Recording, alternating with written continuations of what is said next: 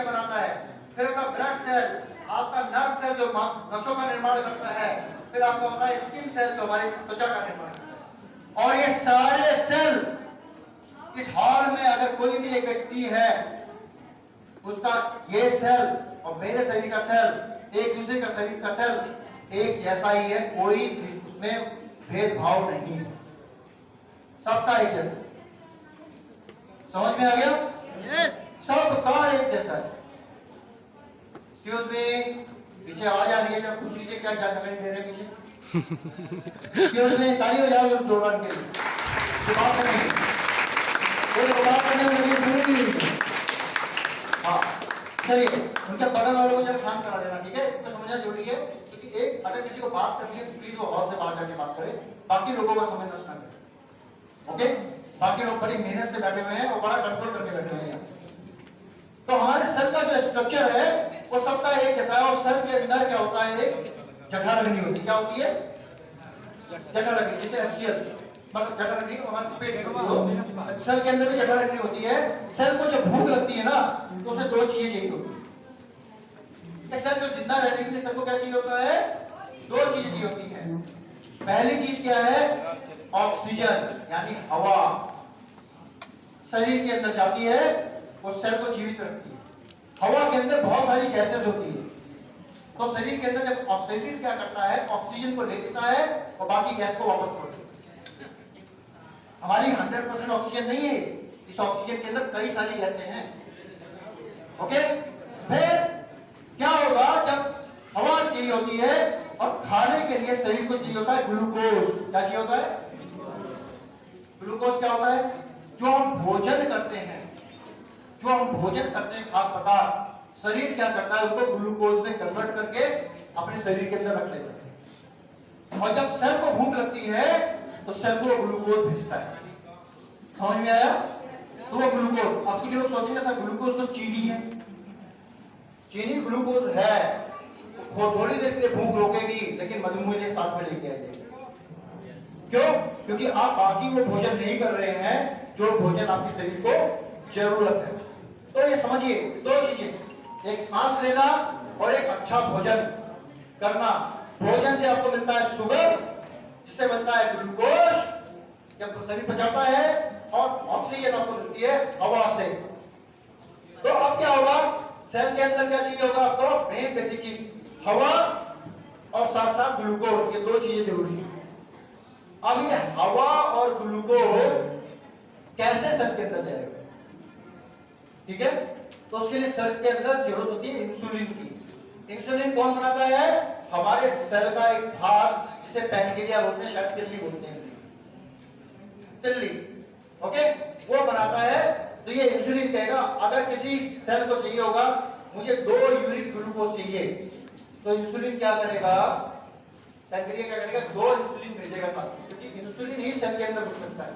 जब इंसुलिन घुसेगा साथ में ग्लूकोज घुसेगा और सेल को भोजन मिलेगा और सेल स्वस्थ रहेगा। समझ में आया? सेल स्वस्थ रहेगा। तो अब ये सेल स्वस्थ रहेगा, अब ये समझना है हमें, बहुत ही इंपॉर्टेंट चीज है कि सेल स्वस्थ रहने की। समझ में आ गया ना कि भोजन सेल के अंदर कैसे पहुंचेगा? इंसुलिन के माध्यम से एक ग्लूकोज पहुंचेगा, लेकिन ये पहुंचेगा कैसे?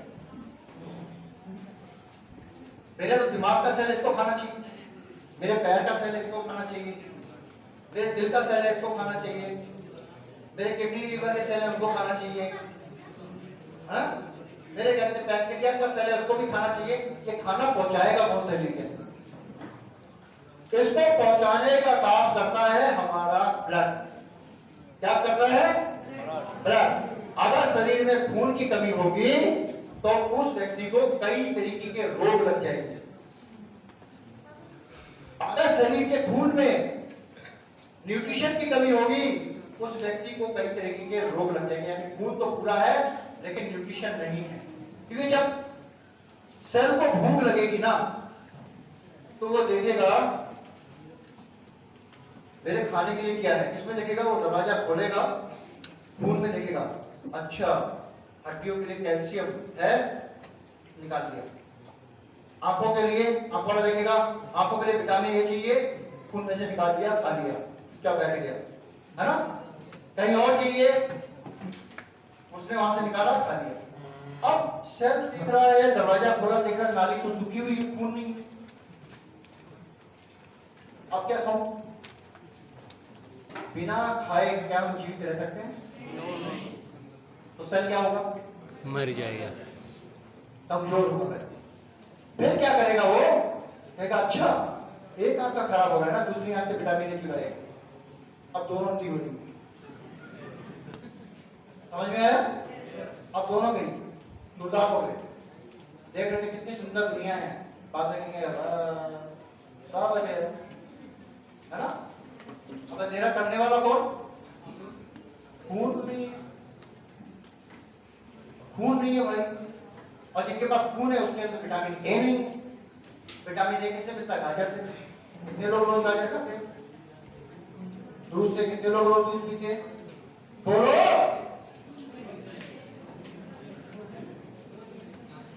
और कितने लोग जो दूध पीते हैं, अगर उनके पास विटामिन डी नहीं होगा तो विटामिन ए निकल जाएगा बाहर। विटामिन डी नेपाल में और इंडिया में सबसे ज्यादा कम हो रहा है लोगों के शरीर के अंदर, इसीलिए हड्डी कमजोर हो रही है। क्योंकि विटामिन ए को पचाने के लिए विटामिन डी चाहिए, उसको रोकने के लिए विटामिन डी चाहिए। कितने लोग धूप में उभारे रहते हैं कपड़ा उतार के, 15 मिनट में?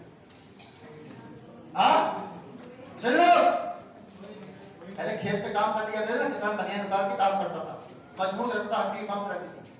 कितने लोग जाते हैं, कितने लोग बनियान उतार के बैठते हैं? बनियान उतारने के लिए विटामिन डी सूरज की रोशनी से मिलता है। और कहाँ मिलता है? खाली ये नहीं पैर खोल के बैठ गए तो विटामिन डी बनेगा। विटामिन डी बनाने के लिए आपको ये कंधे का ये पोर्शन, ये पूरा सूरज के सामने होना चाहिए, 15 मिनट सामने, 15 मिनट पीछे, तब विटामिन डी बनता है। पहले बचपन में माता मालिश करती थी ना बच्चे को धूप के अंदर बिठा के, क्यों? हड्डी मजबूत होगी। हड्डी क्योंकि कैल्शियम को रोकने के लिए विटामिन डी जरूरी है, और दूध में से विटामिन ए निकालने के लिए विटामिन डी जरूरी है।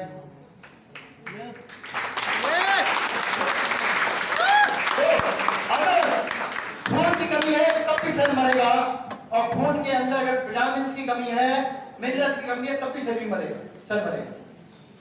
और शरीर मरेगा तो शरीर मरेगा, क्योंकि एक अंग मरेगा उसके कारण दूसरा अंग भी मरेगा।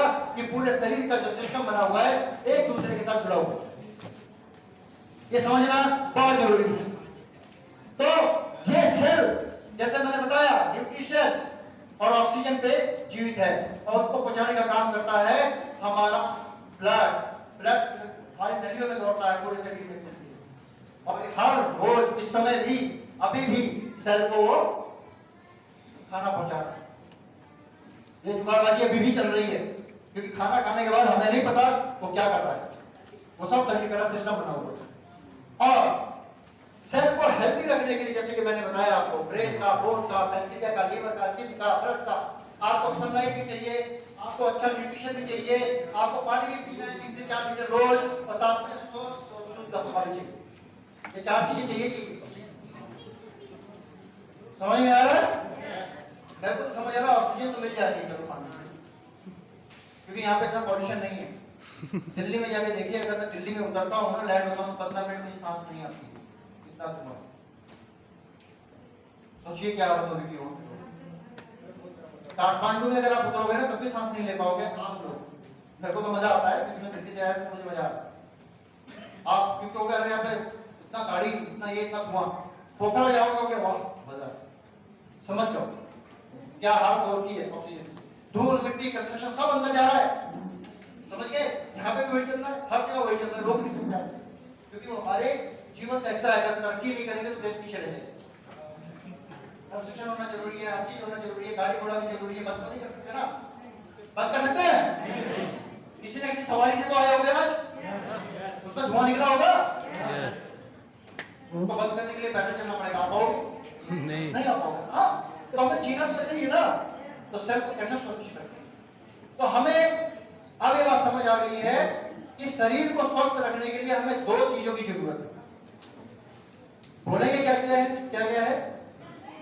गुड न्यूट्रिशन, गुड सर्कुलेशन, यानी भोजन में अच्छे अच्छे खाद्य पदार्थ का, मतलब अच्छे अच्छे न्यूट्रिशन का होना, विटामिन का होना, मिनरल्स का होना भोजन